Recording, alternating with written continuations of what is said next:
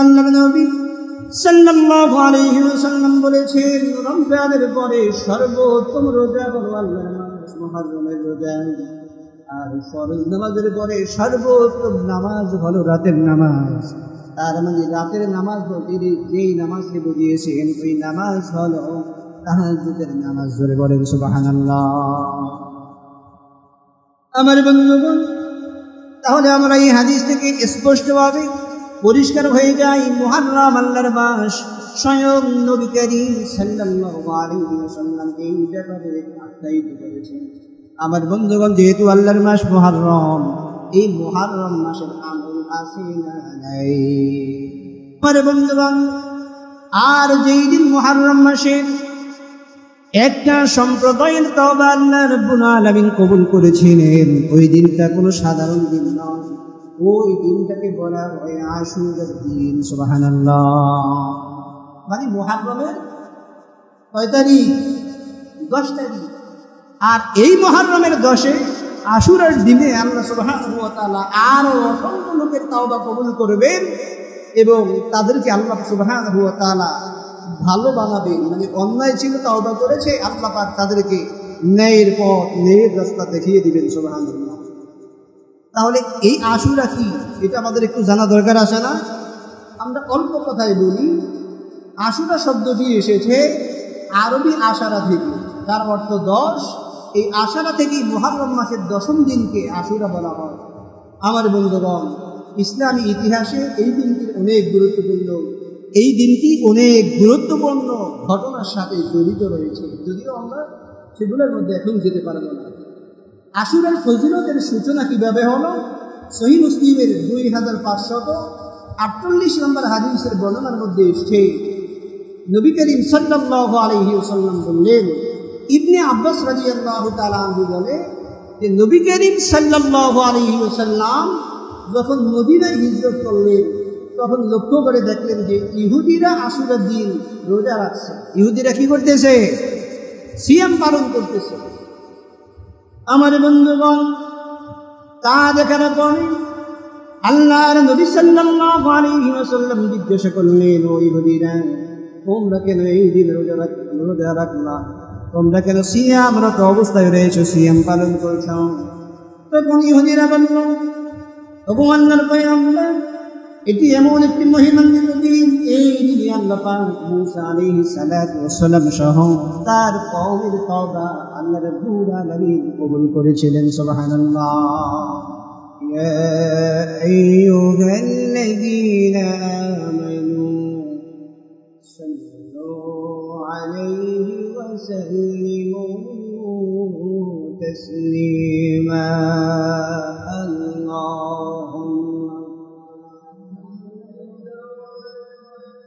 سيدنا مولانا محمد وعلى آله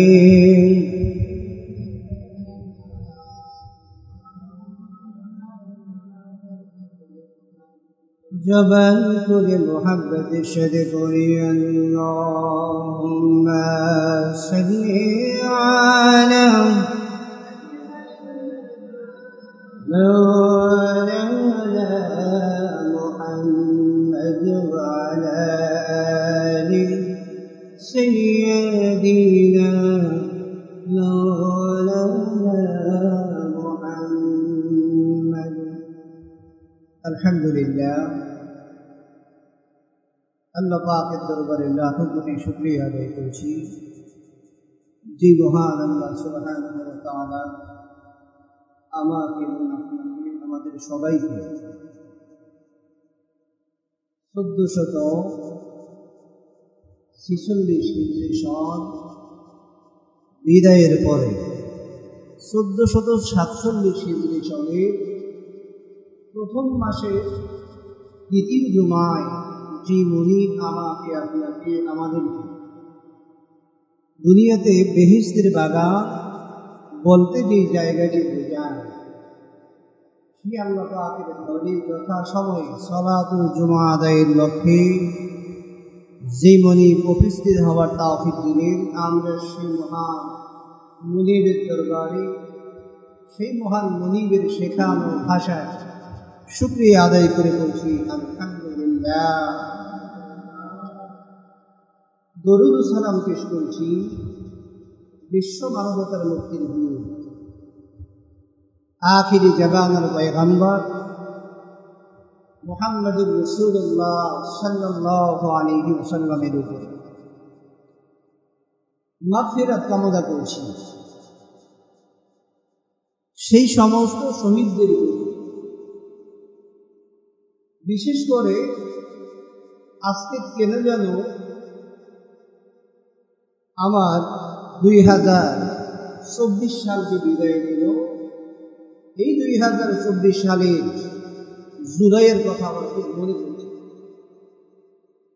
2024 সালের জুলাইয়ের কথা মনে পড়ছে বারবার, কারণ 2024 সালে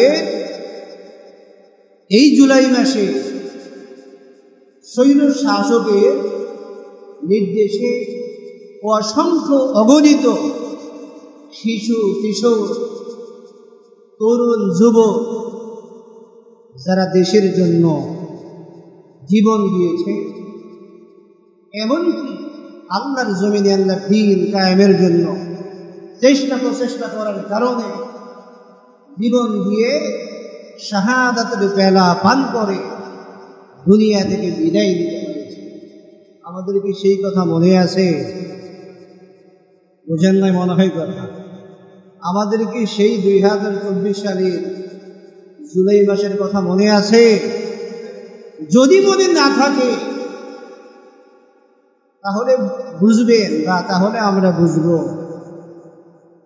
যে আমরা নিয়ামতের শুকরিয়া আসলেই আদায় করতে শিখি না। শুধুমাত্র তাই নয়, যে শিশু কিশোর সহস্রাধিক শহীদ হয়, আহতদের সংখ্যা তো হাজার হাজার, এরপরে পঙ্গুত্ব অন্ধত্ব বরণ করেছে অসংখ্য কিশোর ও তরুণ। আলেম ওলামা যারা তারা অবদান রেখেছে স্মরণীয়ভাবে, এমনকি মাদ্রাসার শিক্ষার্থীদের বিপুল আত্মত্যাগ স্মরণীয় হয়ে থাকবে সেই ঐতিহাসিক রক্তাক্ত জুলাইয়ে যারা দেশের জন্য দশের জন্য জীবন দিল। মা তার ছেলেকে হারিয়েছে, বাবা তার সন্তানকে হারিয়েছে, এমনকি ভাই তার ভাইকে হারিয়েছে। যারা এই গত 24শে জুলাই শাহাদাত বরণ করলেন, শহীদ হলেন, আমরা আল্লাহ পাকের কাছে তাদের পক্ষ থেকে দোয়া করবো, আল্লাহ সেই সমস্ত শহীদদেরকে তুমি মাগফিরাত কামনার মাধ্যমে আমরা মাগফিরাত কামনা করছি, সেই সমস্ত শহীদদেরকে শাহাদাতের সুউচ্চ মর্যাদা দান করুন। সবাই বলে আমিন। আমার বন্ধুগণ, আল্লাহর রাস্তায় আল্লাহর জমিনে শহীদ সবাই হতে পারে না, জীবন সবাই দিতে পারে না, আর ধৈর্য ধারণ সবাইও করতে পারে না।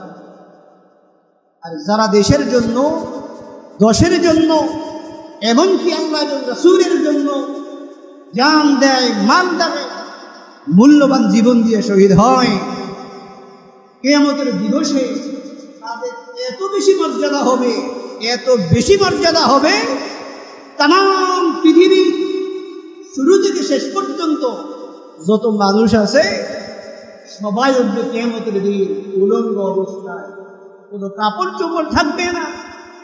কিন্তু শহীদ ব্যক্তির এত মর্যাদা আল্লাহ পাক দিয়ে দিবে, শহীদ ব্যক্তি কাপড় চোপড় পরিধান করা অবস্থায় আল্লাহ পাকের কাছে কিয়ামতের দিন দাঁড়িয়ে যাবে। সুবহানাল্লাহ।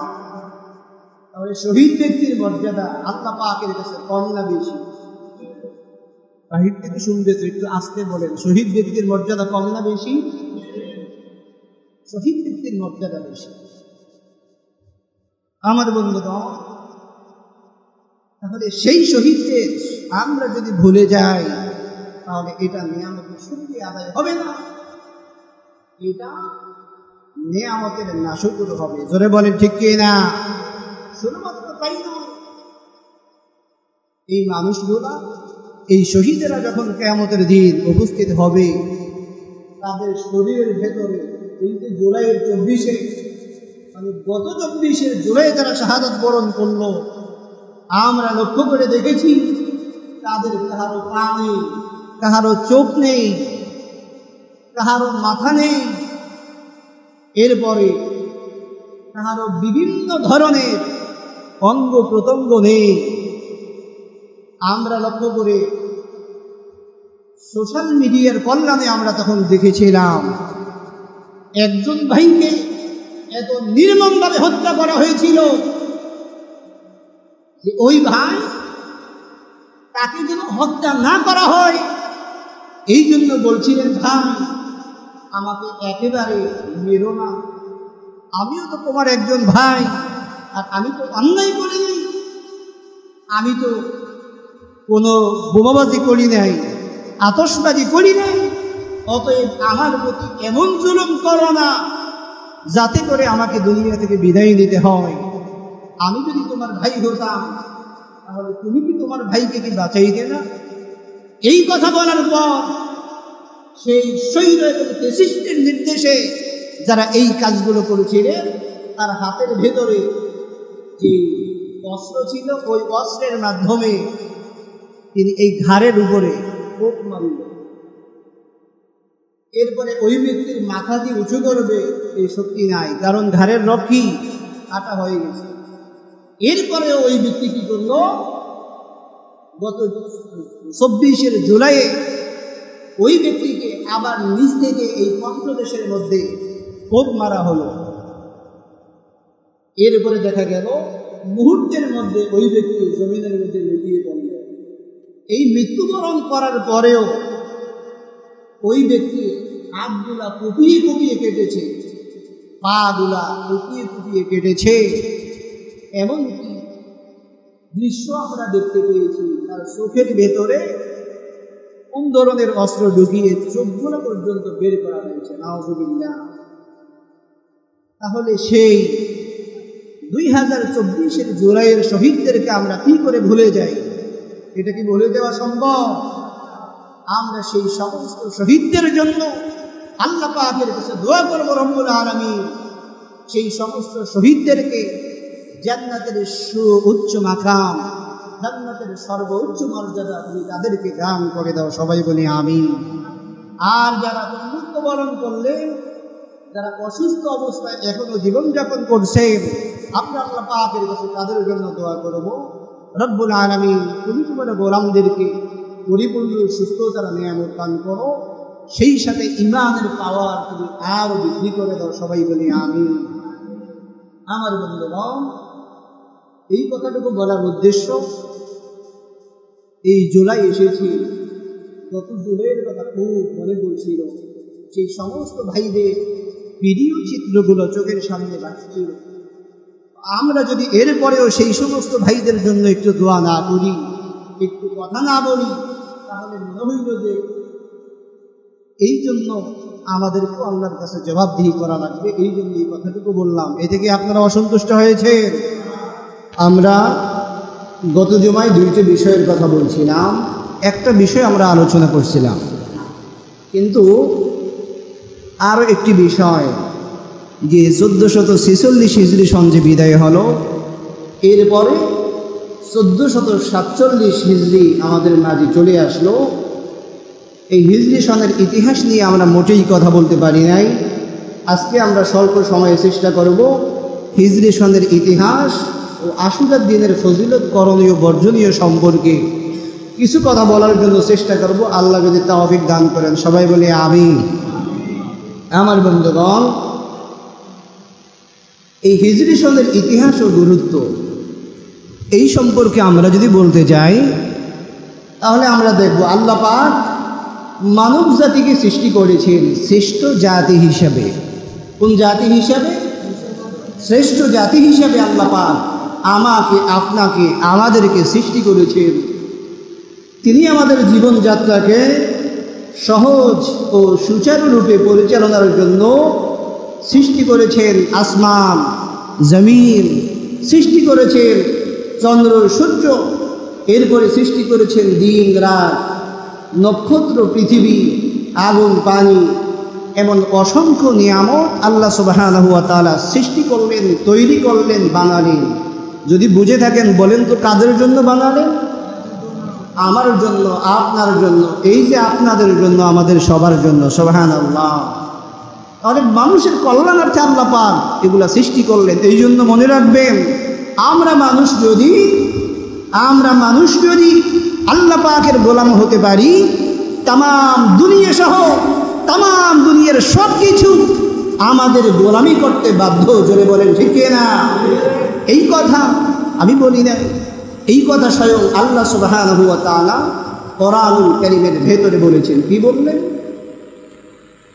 রব্বুল আলামিন কোরআনুল কারীমের 10 নম্বর সূরা 5 নম্বর আয়াতে কারীমার ভেতরে আল্লাহ রব্বুল আলামিন বললেন, هو الذي جعل الشمس ضياء والقمر نورا وقدره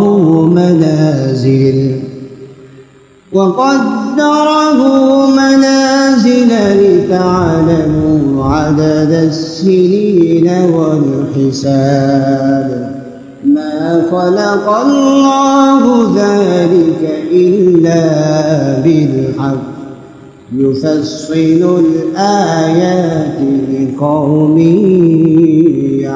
يعلمون। রব্বুল আলামিন বললেন যে বান্দারে, তিনি সেই মহান সত্তা যিনি সূর্যকে করেছেন দীপ্তিময় এবং চাঁদকে করেছেন জ্যোতির্ময়, আর তার জন্য নির্ধারণ করেছেন বিভিন্ন মঞ্জিল, চন্দ্র, পর্ব। সুবহানাল্লাহ। কেন সৃষ্টি করলেন, তৈরি করলেন? যাতে করে তোমরা জানতে পারো বছরের সংখ্যা এবং হিসাব। জোরে বলেন সুবহানাল্লাহ। আমার বন্ধুগণ, আল্লাহ রাব্বুল আলামিন চান যেন বিস্তারিতভাবে আল্লাহ রাব্বুল আলামিন চান মানুষ সময়ের হিসাব বুঝে যেন চলে।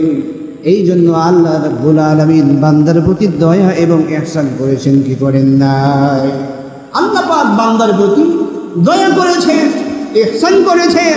আল্লাহ পাক বান্দার জন্য আসমান, জমিন, চন্দ্র, সূর্য, গ্রহ, নক্ষত্র, যা যা প্রয়োজন সব আল্লাহ রাব্বুল আলামিন সৃষ্টি করে দিয়েছেন। সুবহানাল্লাহ। আমার বন্ধুগণ, শুধুমাত্র তাই নয়, কোরআনুল কারীমের সূরাত বনী ইসরাঈলের 12 নম্বর আয়াতে কারীমের ভেতরে আল্লাহ রাব্বুল আলামিন বললেন, وَجَعَلْنَا اللَّيْلَ وَالنَّهَارَ آيَتَيْنِ فَمَحَوْنَا آيَةَ اللَّيْلِ وَجَعَلْنَا آيَةَ النَّهَارِ مُبْصِرَةً لِتَبْتَغُوا فَضْلًا مِّن رَّبِّكُمْ وَلِتَعْلَمُوا عَدَدَ السِّنِينَ والحساب وكل شيء فصلناه تفصيلا। আল্লাহ সুবহানাহু ওয়া তাআলা বলেন, বান্দারে, এই যে দিন আমি আল্লাহ পাক সৃষ্টি করলাম, রাত আমি আল্লাহ পাক তৈরি করলাম, সৃষ্টি করলাম, এই রাত এবং দিনকে আমি আল্লাহ রাব্বুল আলামিন দুটি নিদর্শন হিসেবে সৃষ্টি করেছি। সুবহানাল্লাহ। তাহলে আমরা বুঝতে পারি এই দিনকে আল্লাহ পাক একটি নিদর্শন স্বরূপ সৃষ্টি করেছেন এবং রাতকেও আল্লাহ সুবহানাহু ওয়া তাআলা একটি নিদর্শন স্বরূপ সৃষ্টি করেছেন। সুবহানাল্লাহ।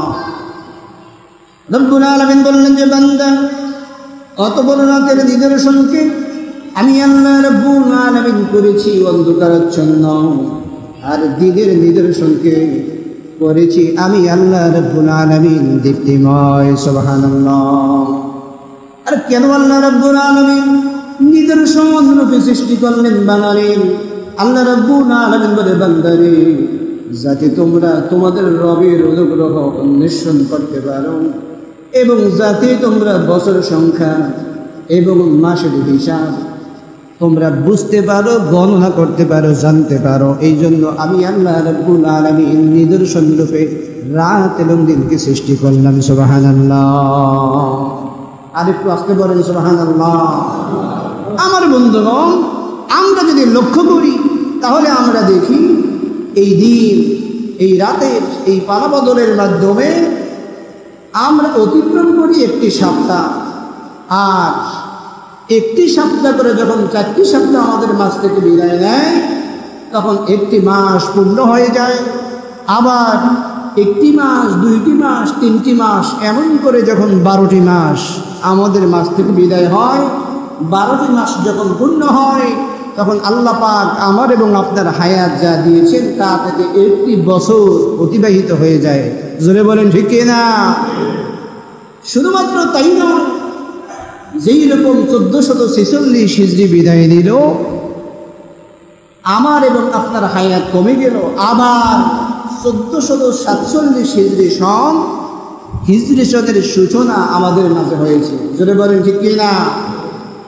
এই পুরো সময় ব্যবস্থাকে আরবি ভাষায় বলা হয় তাকওয়িম, উর্দুতে বলা হয় নিজামুল আওকাত, হিন্দিতে বলা হয় যান্ত্রিক, ইংরেজিতে বলা হয় ক্যালেন্ডার এবং বাংলায় বলা হয় বর্ষপঞ্জি। আমার বন্ধুগণ, পৃথিবীতে বহু বর্ষপঞ্জির থাকলেও 2টি বর্ষপঞ্জি বিশ্বজুড়ে পরিচিত। তার ভেতরে একটি হচ্ছে সূর্যকেন্দ্রিক বর্ষপঞ্জি, যাকে আমরা ইংরেজি বা খ্রিস্টীয় সাল বলে থাকি। আর দ্বিতীয় হচ্ছে চন্দ্রকেন্দ্রিক বর্ষপঞ্জি, যাকে আমরা হিজরি সাল বা হিজরি সন বলে থাকি। আমার বন্ধুগণ, এই হিজরি সন তাহলে কিভাবে শুরু হলো? আমরা যদি একটু লক্ষ্য করি, আমরা যদি খেয়াল করি, এই বিষয়গুলো আমাদের জানা দরকার আছে না নাই? জোরে বলেন না, জানা দরকার আছে না নাই? আমরা ইতিহাস খুললে দেখতে পাই যে মহিমান্বিত অধ্যায় এই প্রসঙ্গে বিখ্যাত মুফাসসির ইতিহাসবিদ ইমাম তাবারি রহমতুল্লাহ আলাইহি তার তারিখে তাবারি কিতাবের 2য় খণ্ডে 388 নম্বর পৃষ্ঠায় ইমাম ইবনে কাসির রহমতুল্লাহ আলাইহি তার বিখ্যাত ইতিহাস গ্রন্থ আল বিদায়া ওয়ান নিহায়া 4th খণ্ডে 510 নম্বর পৃষ্ঠায় উল্লেখ করেছেন, এই হিজরি সনের সূচনার পিছনে 3টি গুরুত্বপূর্ণ প্রেক্ষাপট রয়েছে। জোরে বলেন কয়টি? এই হিজরি সনের পিছনে 3টি গুরুত্বপূর্ণ প্রেক্ষাপট রয়েছে। ইমাম তাবারি এমনকি ইবনে কাসির রাহিমাহুল্লাহ কিতাবগুলোর মধ্যে রেফারেন্স সহ তুলে ধরলেন। তার মধ্যে প্রথম নম্বর প্রেক্ষাপট কি? প্রথম নম্বর প্রেক্ষাপট হলো যে হযরত ওমর ফারুক রাদিয়াল্লাহু তাআলা আনহুর শাসন আমলে একবার তার হাতে একটি দলিল আসে। ওই দলিলের ভেতরে লেখা ছিল শাবান মাসে ঋণ পরিশোধ করব। দলিলের ভিতরে কি লেখা ছিল? একটু কথা বলেন না। দলিলের ভিতরে কি ছিল? দলিলের ভেতরে লেখা ছিল শাবান মাসে ঋণ পরিশোধ করব। মানে কোনো ব্যক্তির ঋণ কোনো ব্যক্তিকে পরিশোধ করা হবে, ওই দলিলটা দেওয়া হলো ওমর রাদিয়াল্লাহু তাআলা আনহুর হাতে। ওমর রাদিয়াল্লাহু তাআলা আনহু দলিলটা হাতে পেয়ে লক্ষ্য করে দেখলেন যে ঋণ পরিশোধ করা হবে শাবান মাসে। এখন ওমর রাদিয়াল্লাহু তাআলা আনহু প্রশ্ন করলেন, এই যে ঋণ যে পরিশোধ করা হবে শাবান মাসে, এটা কোন শাবান মাস?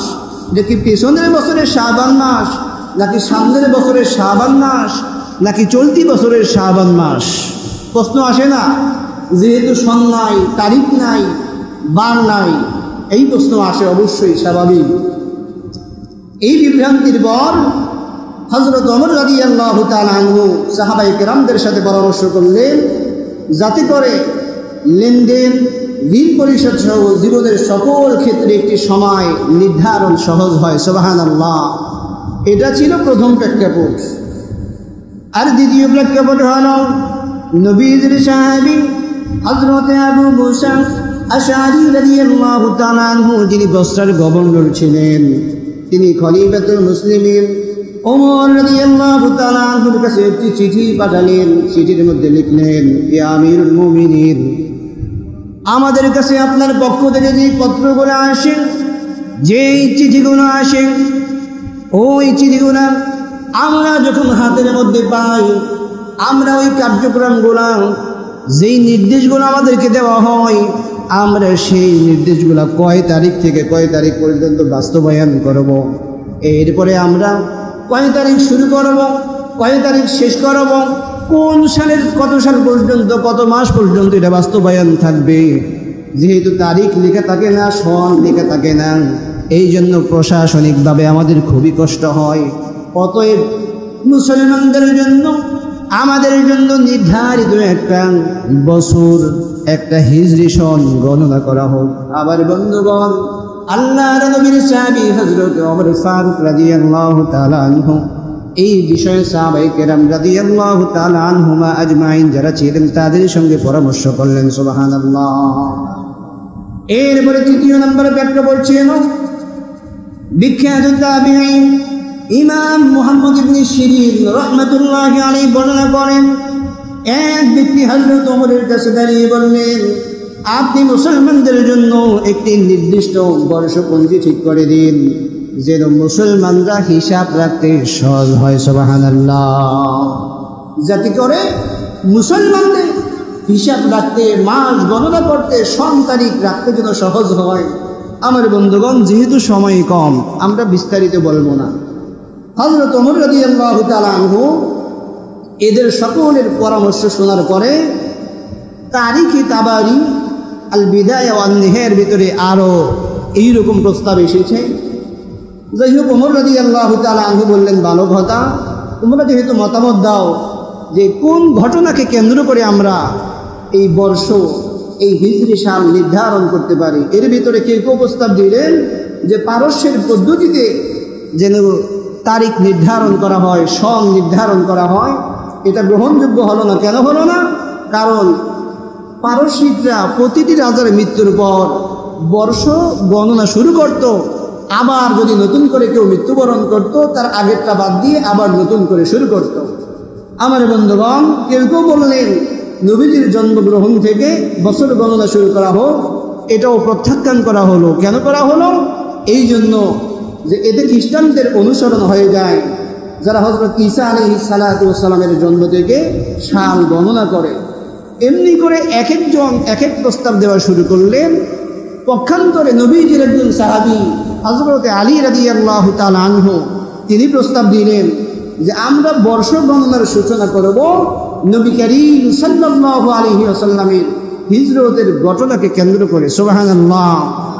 এই মত সর্বসম্মতিক্রমে ওমর রাদিয়াল্লাহু তাআলা আনহু বললেন যে হিজরত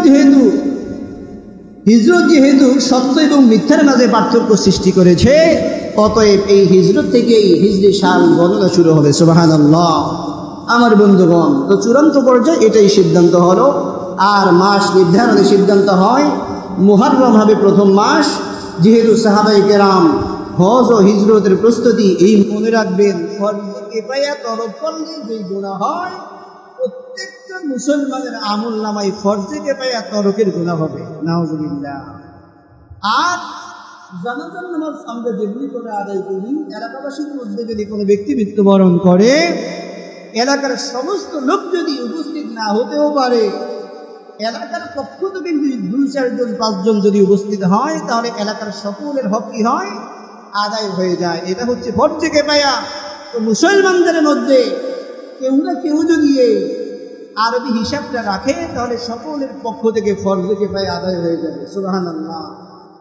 আমার বন্ধুগণ, হাকিমুল উম্মাহ আল্লামা আশরাফ আলী থানভী রাহমাতুল্লাহি আলাইহি তার বিখ্যাত তাফসীর গ্রন্থ তাফসীরে বয়ানুল কোরআনে 3য় খণ্ডের 131 নং পৃষ্ঠায় লিখেন, যেহেতু শরীয়তের বিধান, শরীয়তের বিধিবিধান চন্দ্রের হিসাবের উপর নির্ভরশীল, যেমন হজ বলেন, যাকাত বলেন, এরপরে আশুরা বলেন, ঈদুল ফিতর বলেন, ঈদুল আজহা বলেন, এগুলা চন্দ্রের হিজরি সাল যে আমরা বলি, এই হিজরি সাল গণনা যেই হয় চন্দ্র সাল থেকে, এগুলার সাথে এগুলার সম্পৃক্ত। এই জন্য আশরাফ আলী থানভী রাহমাতুল্লাহি আলাইহি তিনি বলেন, এই হিজরি সাল গণনা করা এটা হচ্ছে ফরজে কিফায়া। এটা কি? ফরজে কিফায়া। আমার বন্ধুগণ, এই জন্য ফরজে কিফায়া যদি কোনো মুসলমান যদি হিজরি সাল যদি গণনা না করে, তাহলে মনে রাখবেন সমস্ত মুসলমানদের আমল নামার মধ্যে ফরজে কিফায়া করলে যেই পরিমাণ গুনাহ হয়, সেই পরিমাণ গুনাহ আল্লাহ রাব্বুল আলামিন বান্দার আমল নামার মধ্যে দিয়ে দিবেন। জোরে বলেন নাউজুবিল্লাহ। আর যদি সামান্য কিছু মুসলমানও যদি হিজরি সাল গণনা করে আরবি হিসাব, তাহলে সমস্ত মুসলমানদের আমল নামার মধ্যে গুনার পরিবর্তে সওয়াব দিয়ে লিখে দিবেন। যদি বুঝে থাকেন আওয়াজ দিয়ে বলুন তিনি কে। তাহলে আমার বন্ধুগণ, এই আরবি হিসাব আমাদের মনে রাখা দরকার আছে না নাই? তাহলে এই আরবিতে একটি বছরে একটি হিজরি সনে কতটি মাস বলেন তো? বুঝেন নাই? বাংলাতে এক বছরে কত মাস? ইংরেজিতে মানে খ্রিস্টীয় সাল যেটাকে আমরা বলি, একটি বছরে কত মাস? ঠিক হিজরি সনেও একটি বছরে কত মাস? 12 মাস। আর এই 12 মাসের মধ্যে মুহররম হলো সেই 12 মাসের প্রথম মাস। সুবহানাল্লাহ। আল্লাহ পাক এই 12 মাসের মধ্যে 4টি মাসকে বিশেষ সম্মান দিয়েছেন, মর্যাদা দিয়েছেন। আবার এই 4টি মাসের মধ্যে একটি মাসকে বিশেষ সম্মান দিয়েছেন, মর্যাদা দিয়েছেন, যেই মাসকে, সেই মাসের নাম হচ্ছে আল্লাহর মাস মুহররম। জোরে বলেন সুবহানাল্লাহ। তো এই 12 মাস এটাকে আমরা গণনা করেছি, বুঝেন না এই কথা? এই 12 মাসকে আমরা তৈরি করেছি। তৈরি করেছেন কে? আল্লাহ পাক। কার গণনায় 12 মাস? একটি বছরে আল্লাহ পাকের গণনায় হচ্ছে 12 মাস। জোরে বলেন সুবহানাল্লাহ। এটা দলিল কি? দলিল শোনাচ্ছি। আমার বন্ধুগণ, কোরআন কারীমের 9 নম্বর সূরা, সূরাতুত তাওবার 36 নম্বর আয়াতে কারীমের মধ্যে রব্বুল আলামিন বললেন, ইন্না ইদ্দাতাশ শুহুরি ইনদাল্লাহি 12 শাহরান ফি কিতাবিল্লাহ في كتاب الله يوم خلق السماوات والأرض منها 4 حرم। رب العالمين বলেন, নিশ্চয় আল্লাহর কাছে, আল্লাহর কিতাবে অর্থাৎ লৌহে মাহফুজে মাসের সংখ্যা গণনায় 12টি। সুবহানাল্লাহ। আর এই যে বছরের সংখ্যা, বছরের মধ্যে মাসের সংখ্যা হয় 12টি। এটা কোন দিন থেকে? আল্লাহ রাব্বুল আলামিন বললেন, সেই দিন থেকে যেদিন আল্লাহ পাক আকাশ মণ্ডল এবং পৃথিবী সৃষ্টি করেছিলেন, ওই দিন থেকে বছর গণনায় মাসের সংখ্যা 12টি। সুবহানাল্লাহ। আবার এই বছরের ভেতরে 4টি মাস বেশি সম্মানিত। এই 4টি মাসকে বলা হয় আরবাতুল হুরুম। কি বলা হয়? আরবাতুল হুরুম। সম্মানিত মাস বলা হয়, মর্যাদা সম্পন্ন মাস বলা হয়। সুবহানাল্লাহ। উক্ত আয়াত দ্বারা স্পষ্ট হয়ে উঠল, চন্দ্রমাস তথা ইসলামিক 12 মাস কোন মানুষের নির্ধারণ করা নয়, স্বয়ং আল্লাহ সুবহানাহু ওয়া তাআলা কর্তৃক নির্ধারিত। সুবহানাল্লাহ। আমার বন্ধুগণ, শুধুমাত্র তাই নয়, আরো জানা যায় এই 12টি মাসের মধ্যে 4টি মাস খুবই সম্মানিত, গুরুত্বপূর্ণ, যেগুলোকে বলা হয় আরবাতুল হুরুম তথা সম্মানিত মাস। এই আয়াতের ব্যাখ্যা বিভিন্ন হাদিসের মধ্যে এসেছে। স্বয়ং নবী করিম সাল্লাল্লাহু আলাইহি ওয়াসাল্লাম 12টি মাসের ভেতর থেকে 4টি মাসকে উল্লেখযোগ্য হিসেবে বাছাই করেছেন, সম্মানিত বলে। আর সেই 4টি মাসের মধ্যে সর্বশ্রেষ্ঠ মর্যাদা সম্পন্ন যে মাস, ওই মাসটিকেই বলা হয় আল্লাহর মাস মুহররম। সুবহানাল্লাহ। আমার বন্ধুগণ, সহিহ বুখারী 3197 নম্বর হাদিসের মধ্যে এসেছে, আবু বকর রাদিয়াল্লাহু তাআলা আনহু থেকে হাদিস বর্ণিত। তিনি বলেছেন, নিশ্চয় আল্লাহ পাক যেই দিন আসমান এবং জমিন সৃষ্টি করেছিলেন, সেই দিনের অবস্থায় জামানা আবার ফিরে এসেছে। সুবহানাল্লাহ। যেই দিন আসমান এবং জমিন সৃষ্টি করেছেন, ঠিক ওই জামানা আবার ফিরে এসেছে। এই হাদিসের অর্থ কি আপনারা বুঝতে পেরেছেন? হয়তো বা কেউ বুঝতে পেরেছেন, সবাই বোঝার কথা না। এখানে বিষয় হলো আল্লাহ পাকের পক্ষ থেকে যেই দিন থেকে আসমান এবং জমিন সৃষ্টি করা হলো, মাসের সংখ্যা গণনা হলো কতটি? 12টি। একটু বলেন না কতটি? 12টি। কিন্তু এই মাসের মধ্যে ইহুদিরা কি করত?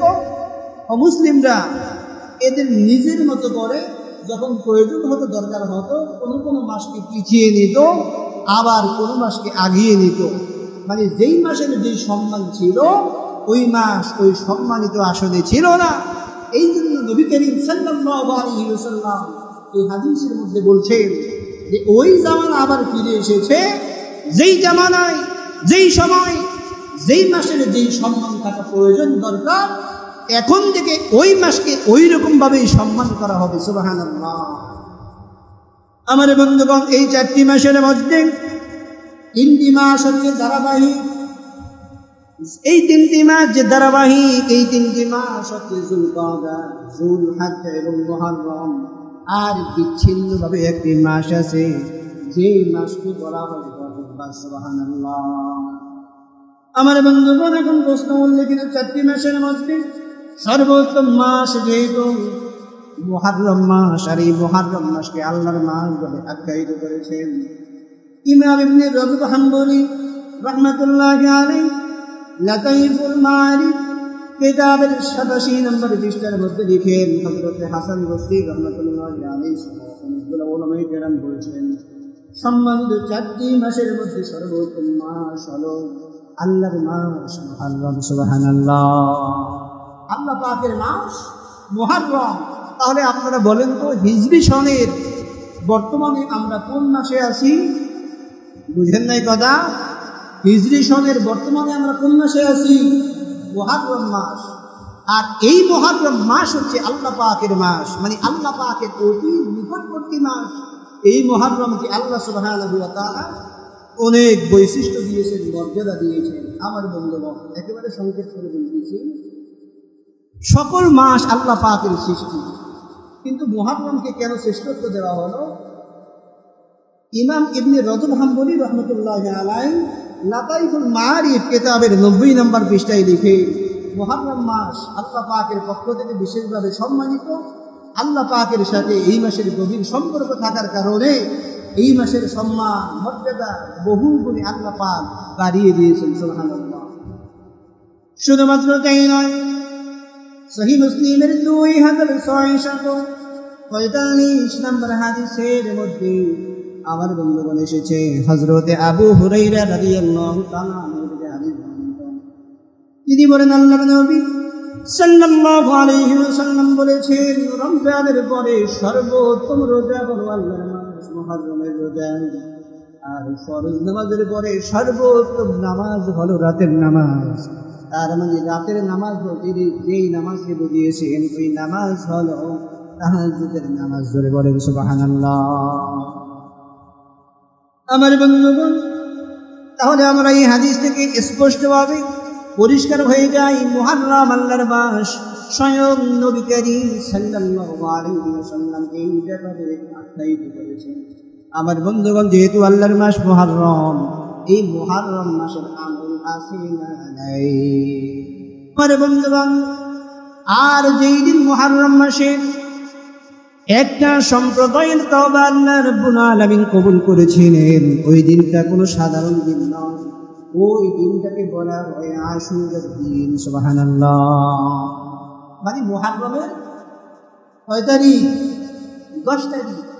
আর এই মুহররমের 10-এ আশুরার দিনে আল্লাহ সুবহানাহু ওয়া তাআলা আরো অসংখ্য লোকের তওবা কবুল করবেন এবং তাদেরকে আল্লাহ সুবহানাহু ওয়া তাআলা ভালো বানাবেন। মানে অন্যায় ছিল, তওবা করেছে, আল্লাহ পাক তাদেরকে ন্যায়ের পথ, ন্যায়ের রাস্তা দেখিয়ে দিবেন। সুবহানাল্লাহ। তাহলে এই আশুরা কি, এটা আমাদের একটু জানা দরকার আছে না? আমরা অল্প কথায় বলি, আশুরা শব্দটি এসেছে আরবি আশারা থেকে, তার অর্থ 10। এই আশারা থেকেই মুহররম মাসের 10ম দিনকে আশুরা বলা হয়। আমার বন্ধুগণ, ইসলামী ইতিহাসে এই দিনটি অনেক গুরুত্বপূর্ণ। এই দিনটি অনেক গুরুত্বপূর্ণ ঘটনার সাথে জড়িত রয়েছে, যদিও আমরা সেগুলোর মধ্যে এখন যেতে পারব না। আশুরার ফজিলতের সূচনা কিভাবে হলো? সহিহ মুসলিমের 2558 48 নম্বর হাদিসের বর্ণনার মধ্যে এসেছে নবী করিম সাল্লাল্লাহু আলাইহি ওয়াসাল্লাম বললেন, ইবনে আব্বাস রাদিয়াল্লাহু তাআলা আনহু বলে যে নবী করিম সাল্লাল্লাহু আলাইহি ওয়াসাল্লাম যখন মদিনায় হিজরত করলেন তখন লক্ষ্য করে দেখলেন যে ইহুদিরা আশুরার দিন রোজা রাখছে। ইহুদিরা কি করতেছে? সিয়াম পালন করতেছে। আমার বন্ধুগণ, তা দেখার পরে আল্লাহর নবী সাল্লাল্লাহু আলাইহি ওয়াসাল্লাম জিজ্ঞাসা করলেন, ও ইহুদিরা, তোমরা কেন এই দিন রোজা রাখলা? তোমরা কেন সিয়ামরত অবস্থায় রয়েছো, সিয়াম পালন করছ? তখন ইহুদিরা বলল, ওগো আল্লাহর পয়গম্বর, এটি এমন একটি মহিমান্বিত দিন, এই দিনে আল্লাহ পাক মূসা আলাইহিস সালাতু ওয়াস সালাম সহ তার কওমের তওবা আল্লাহ রাব্বুল আলামিন কবুল করেছিলেন। সুবহানাল্লাহ। এই জন্য আল্লাহর পয়গম্বর মূসা আলাইহিস সালাতু ওয়াস সালাম কৃতজ্ঞতা স্বরূপ, শুকরিয়া স্বরূপ আল্লাহ পাকের সন্তুষ্টির জন্য এই দিনে সিয়াম পালন করেছেন। সুবহানাল্লাহ। অতএব আমরাও এই দিনে সিয়াম পালন করি। আমার বন্ধুগণ, তখন নবী করিম সাল্লাল্লাহু আলাইহি ওয়াসাল্লাম বললেন, আমরা তো মূসা আলাইহিস সালাতু ওয়াস সালামের অনুসরণের দিকে তোমাদের চাইতেও বেশি হকদার।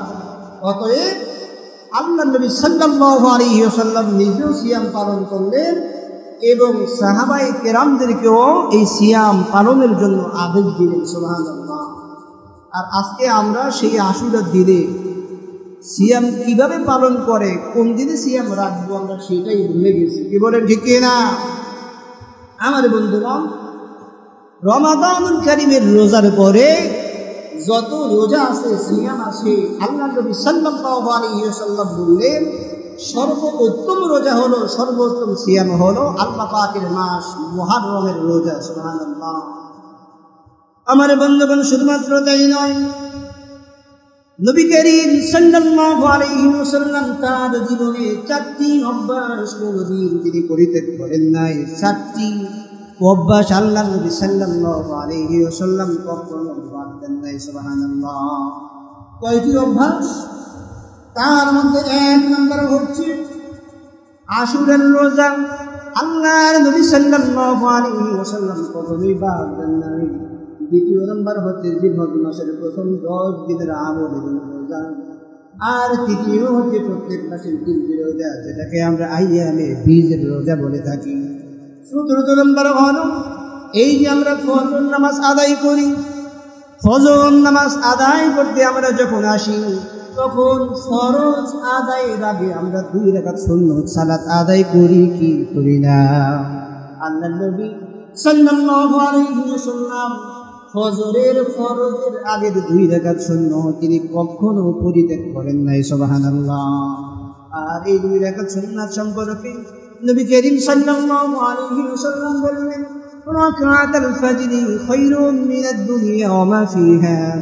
যদি কোনো ব্যক্তি এই 2 রাকাত সুন্নত যদি কন্টিনিউ করে, এই 2 রাকাত সুন্নতের ফজিলত বড় এত বেশি, আল্লাহ নবী সাল্লাল্লাহু আলাইহি ওয়াসাল্লাম বললেন, तमाम পৃথিবী সহ तमाम পৃথিবীর মধ্যে যা কিছু আছে এর থেকেও আল্লাহ পাকের কাছে ফজরের ফরজের আগের 2 রাকাত সুন্নতের মূল্য আল্লাহ রাব্বুল আলামিনের নিকট বেশি।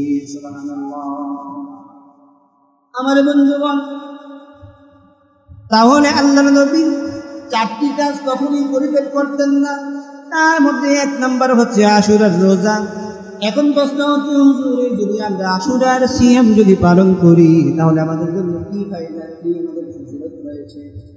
আল্লাহর নবীর সাহাবী সহিহ মুসলিমের 1162 নম্বর হাদিসের মধ্যে এসে আবু কাতাদা রাদিয়াল্লাহু তাআলা আনহু থেকে বর্ণিত, আল্লাহর নবী সাল্লাল্লাহু আলাইহি ওয়াসাল্লাম বলেন, আশুরার দিনে যদি কোনো আল্লাহ পাকের গোলাম, আল্লাহর নবীর যদি কোনো উম্মত যদি আল্লাহ পাকের সন্তুষ্টির জন্য সিয়াম পালন করে, আল্লাহর নবী সাল্লাল্লাহু আলাইহি ওয়াসাল্লাম বললেন, আমি আল্লাহ পাকের কাছে আশা করি তিনি পূর্ববর্তী 1 বছরের গুনাহ আল্লাহ রাব্বুল আলামিন মাফ করে দিবেন। সুবহানাল্লাহ। তাহলে সেই আশুরা সিয়াম পালন করা দরকার আছে না নাই? তো আল্লাহর নবী গিয়ে যখন দেখলেন যে ইহুদিরা রোজা রেখেছে, আল্লাহ নবী তো রোজা রাখলেন, সাহাবায়ে কেরামও রাখলেন। সাহাবীরা নবীকে বললেন, ইয়া রাসূলুল্লাহ, ইয়া হাবিবাল্লাহ, এই যে আমরা যেই দিন সিয়াম পালন করলাম এই দিন তো ইহুদিরা সিয়াম পালন করলো। তখন আল্লাহ নবী সাল্লাল্লাহু আলাইহি ওয়াসাল্লাম বললেন, আগামী বছর যদি আল্লাহ পাক আমাকে বাঁচিয়ে রাখেন তাহলে আমি 9 তারিখেও সিয়াম পালন করব। সুবহানাল্লাহ। তার মানে ইহুদিরা যেইটা করে আমরা ওইটা করব না, আমরা ইহুদিদের অনুসরণ করব না, আমরা ইহুদিদের বিপরীতটা করব। ইহুদিরা রোজা রেখেছে একটা, আমরা রাখবো কয়টা? 2টা রাখবো। এখানে আরেকটা গুরুত্বপূর্ণ প্রশ্ন আছে। ওদেরকে বলে, হুজুর 2টা রোজা রাখা তো সম্ভব না, আবার রাখতেও পারি না। যদি আসলের ফজিলত যেহেতু একটা রোজা যদি রাখা যায়, রাখলে যদি গুনাহ না হয়, যদি সওয়াব পাই তাহলে রাখবো।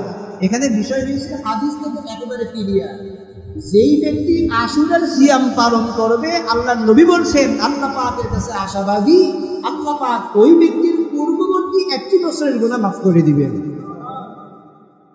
তাহলে এই ফজিলতের কথা বলা হয়েছে কোন দিনে? আশুরার দিনে। তো অবশ্যই আশুরার দিনে সিয়াম পালন করবেন, আর 1টি রোজা বাড়তি রাখবেন। কেন রাখবেন? 1টি রোজা বাড়তি রাখার মাধ্যমে ইহুদিদের অনুসরণ করা হলো না, তাদের এই বিরোধিতা করা হলো। এখন প্রশ্ন, হুজুর আমি যদি 9 তারিখ না রেখে 10-11 রাখি তাতেও চলবে, সমস্যা নাই, শুধুমাত্র একটার সাথে আরেকটা বাড়াবেন। আমার বন্ধুগণ, আমরা সেই দিকে যাচ্ছি না, লম্বা আলোচনায় যাব না। শুধুমাত্র এই মুহররম আসলে, আশুরা আসলে আমাদের মধ্যে কিছু বাড়াবাড়ি আছে না নাই? একটু জোরে বলেন, বাড়াবাড়ি আছে না নাই? সারাসারি সেটাও আছে। এই মুহররম মাসে আমলগুলো হলো কি? কয়েকটি মাত্র আমলের কথা বলি, রেফারেন্স দেওয়ার সময় এখন নেই। এই মুহররম মাসে বেশি বেশি নফল রোজা রাখা, বেশি বেশি তাওবা করা, ইস্তেগফার করা। যেহেতু এই মুহররম মাসে আল্লাহ সুবহানাহু ওয়া তাআলা কোন জাতির তাওবা কবুল করেছেন, এবং হাদিসের মধ্যে এসছে যদি কোনো আল্লাহ পাকের গোলাম তাওবা করে আল্লাহ পাক অনেক সম্প্রদায়ের অনেক মানুষের তাওবা কবুল করবেন। সুবহানাল্লাহ। 3 হচ্ছে আশুরার দিন এবং আগের দিন 9 তারিখ রোজা রাখা। 4 হচ্ছে আশুরার দিন রোজার পর পরিবারের জন্য উত্তম খাবারের ব্যবস্থা করা। উত্তম খাবারের ব্যবস্থা করা, এই বিষয়টা মনে হয় বুঝেন নাই, রিপ্লাই করছি যে আশুরার দিন এবং আগের দিন বা পরের দিন 2টি রোজা রাখা, এরপরে আশুরার পরের দিন মানে আশুরার দিন রোজার পর পরিবারের জন্য উত্তম খাবারের ব্যবস্থা করা। এটা দলিল কি? এই দলিলটা জানা দরকার আছে। এইটার দলিল হচ্ছে শুআবুল ইমান এই কিতাবের মধ্যে 3791 নম্বর হাদিসের বর্ণনায় হযরত জাবির রাদিয়াল্লাহু তাআলা আনহু থেকে এই হাদিসটি বর্ণিত। নবী করিম সাল্লাল্লাহু আলাইহি ওয়াসাল্লাম বলেছেন যে এই ব্যক্তি আশুরার দিনে নিজে ও পরিবারের পরিজনের উপর খরচ করবে, উদারতা প্রদর্শন করবে, আল্লাহ তাআলা তার উপর পুরা বছর ব্যাপী আল্লাহ রাব্বুল আলামিন উদারতা করবেন। সুবহানাল্লাহ। এই রেফারেন্স কোন কিতাব? শুআবুল ইমান, হাদিস নাম্বার কত? 3791 নম্বর হাদিস। আমার বন্ধুগণ, তাহলে পরিবার পরিজন এদের জন্য খরচ করা দরকার আছে না নাই? তাহলে খরচ করলে যিনি আমাদের জন্য উদারতা দেখাবেন তিনি কে? জোরে বলেন, তিনি কে? এই সুযোগ কি মিস্টেক করবেন? করবেন না ইনশাআল্লাহ। আমার বন্ধুগণ, তাহলে মুহররমের বর্জনীয় কাজ কি? এই কথাটা বলে আমি ছেড়ে দিচ্ছি। এই মুহররম আসলে লক্ষ্য করে দেখবেন, কেউ বলে হায় হয়েছে, কেউ বলে হায় হাসা। মানে আল্লাহর নবীর নাতিদের নাম, যারা জান্নাতের যুবকদের সর্দার হবে, তাদের নামটা পর্যন্ত সঠিকভাবে উচ্চারণ করে না। এর থেকে দুঃখজনক আর হতে পারে? আবার এগুলা বলে মিছিল করে, মিটিং করে, আঘাত করে। ভাই এটা কোথায় পেলেন? প্রশ্ন, এটা কোথায় পেলেন? আপনারা কি এটা কোথাও পেয়েছেন? যে তাজিয়ে মিছিল, এগুলো শরীয়তে জায়েজ নাই। এমন কোনো কাজ করা যাবে না যেই কাজ শরীয়ত বিরোধী হয়। ধরে বলেন ঠিক কিনা?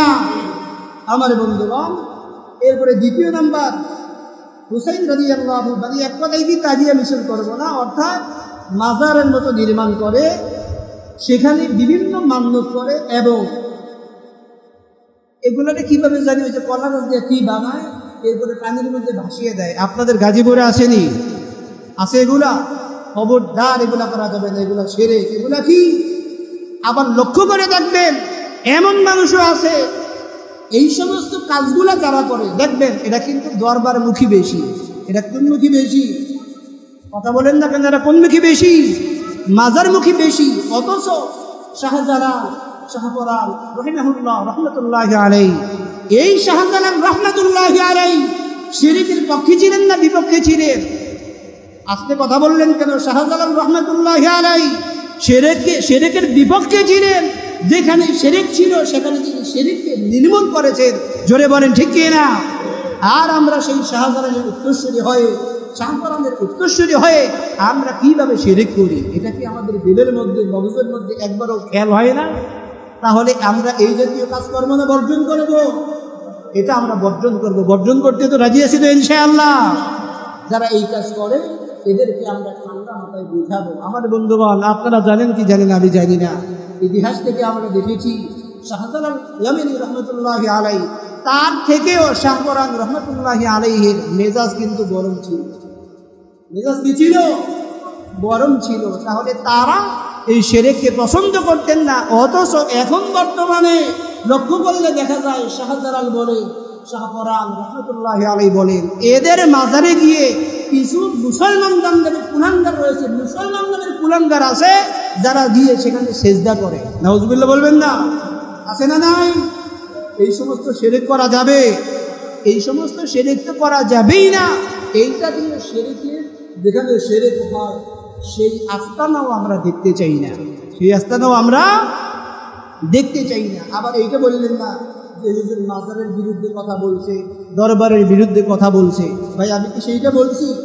যেটা সত্য সেটাই বলছি। আমার বন্ধুগণ, এরপরে আসেন বর্জনীয় কাজ কি?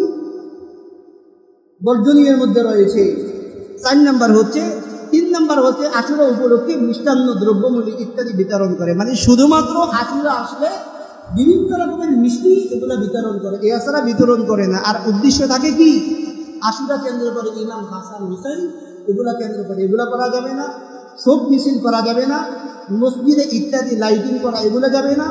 এরপরে এই আশুরাকেই শুধুমাত্র কেন্দ্র করে পানি পান করানো এগুলো যাবে না। বিশালের সওয়াবের জন্য কোনো কিছু, মানে শুধুমাত্র আশুরাকে কেন্দ্র করে এবং ইমাম হাসাইন এদেরকে কেন্দ্র করে এদের জন্য এই জাতীয় কাজ করা যাবে না। আল্লাহ সুবহানাহু ওয়া তাআলা এই বিষয়গুলোকে আমরা যেন আমল করতে পারি, আল্লাহ পাক আমাদেরকে সেই তৌফিক দান করুন। সবাই বলি আমিন। আমার বন্ধুগণ, যেহেতু হিজরি সন আমাদের মাঝে, এই হিজরি সনটাই আমরা যেন বেশি বেশি ইবাদতের মাধ্যমে, নেক আমলের মাধ্যমে আল্লাহ পাকের সন্তুষ্টি অর্জন করতে পারি। আল্লাহ পাক সেই তৌফিক দান করুন। সবাই বলি আমিন।